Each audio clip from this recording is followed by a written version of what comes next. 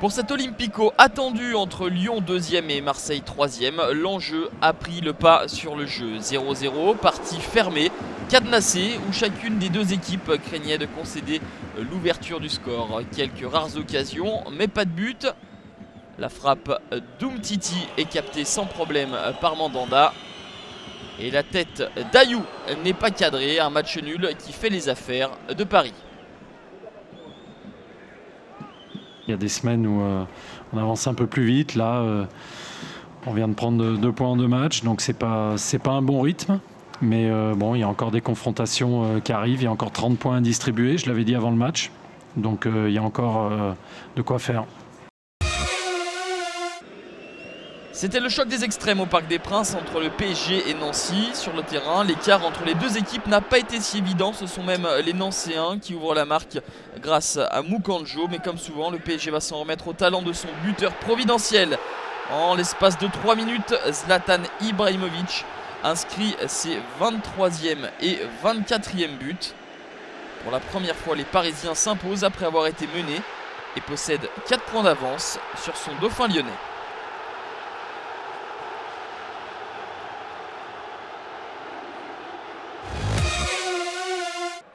Après son lourd revers à Saint-Etienne, Nice repart de l'avant en venant à bout de Montpellier, concurrent direct à l'Europe qui restait sur 3 victoires consécutives. Les Aiglons s'imposent 2-0 grâce au doublé de Stéphane Baoken, formé au club. Le jeune franco-camerounais de 20 ans s'illustre pour sa première titularisation et permet à son équipe d'être 4e ex-aequo et de reléguer Montpellier à 4 points. Pas de vainqueur à la route de Lorient entre Rennes et Saint-Etienne, mais du spectacle et des buts. Le premier est inscrit par Romain Danzé pour les Bretons. Dans la foulée, Saint-Etienne égalise grâce à Johan Molo.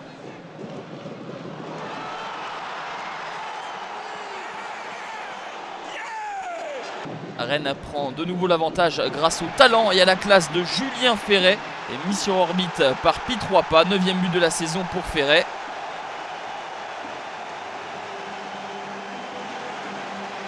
Et Saint-Etienne va égaliser avec l'inévitable Aubameyang, son 16e but au total, son 8e lors des 7 derniers matchs. Saint-Etienne est 4e à 2 points du podium avant d'affronter le PSG. Le TGV Lille est bien lancé, 5e victoire consécutive pour le LOSC qui s'impose 3-1 à Valenciennes. Pourtant le derby du Nord a tout d'abord tourné à l'avantage de VA avec le premier but en Ligue 1 de l'Israélien Maor Melikson. Mais Lille, forte tête, égalise par l'intermédiaire de Ronny Rodelin son 2e but en Ligue 1, son 2e but consécutif. Et toujours sur corner, c'est Tullio De Melo qui trompe Nicolas Pento, 13e but dans le domaine aérien pour les Lillois, un record dans ce championnat. Pedretti parachève le succès lillois avec cette frappe sous la barre. Lille est 6e à 2 points de Saint-Etienne. Bordeaux enraye sa vilaine série de 4 défaites consécutives en triomphant sans grande gloire face à des Bastiais diminués par de nombreuses suspensions. Un seul but, l'œuvre du Malien Cheikh Diabaté, bien servi par Ben Kalfala. Bordeaux est 9e, Bastia 13e avec 3 points d'avance sur le premier relégable. En s'imposant à Brest, Toulouse renoue avec la victoire qui les fuyait depuis fin janvier. Un seul but, mais quel but!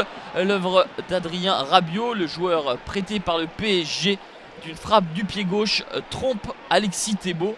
1-0 pour Toulouse, score final.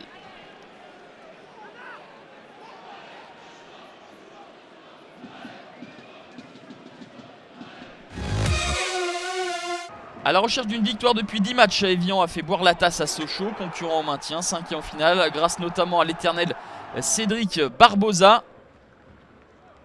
Bakambu égalise par la suite pour Sochaux. Par la suite, Barbosa va frapper de nouveau avec son 8e but de la saison, son 3e doublé pour l'ancien, le joueur de 37 ans.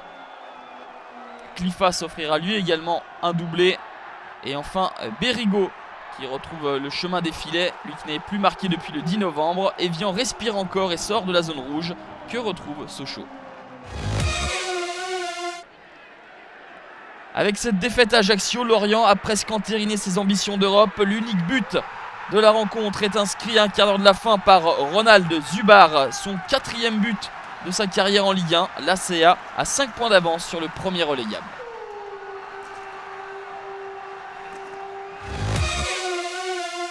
Dans ce derby entre promus, le Champagne c'est pour 3, 4e victoire de la saison pour les Stacks. Face à Reims, le jeune Corentin Jean, 17 ans, marque son premier but chez les grands, bien aidé par Kossi Agassa.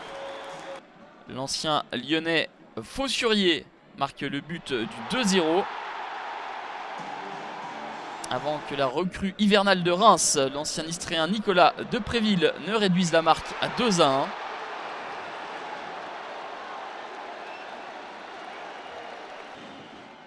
Corentin Jean, plein d'audace, s'offre un doublé pour le 3-1. La suite, Fortes pour le 3-2 et Yatara dans les arrêts de jeu pour le 4-2. 3 y croit toujours en revenant à 4 points de Reims.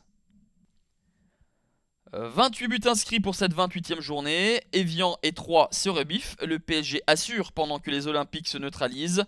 Lille s'impose à Valenciennes et Nice face à Montpellier et profite du match nul de Rennes et Saint-Etienne. Le PSG fait la bonne opération dans le haut du classement et possède 4 points d'avance sur Lyon et 7 sur Marseille. Saint-Etienne au pied du podium est en embuscade, tout comme Lille, 6e.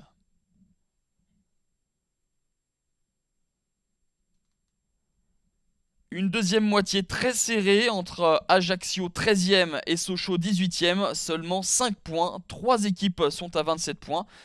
Nancy retrouve la dernière place tandis que 3 se prêtent à rêver. Lors de la prochaine journée, Marseille accueillera Ajaccio en ouverture. L'OL se déplace à Bastia, derby breton entre Lorient et Brest, derby de la Garonne dimanche entre Toulouse et Bordeaux, et enfin le choc entre Saint-Etienne et le PSG à Geoffroy Guichard.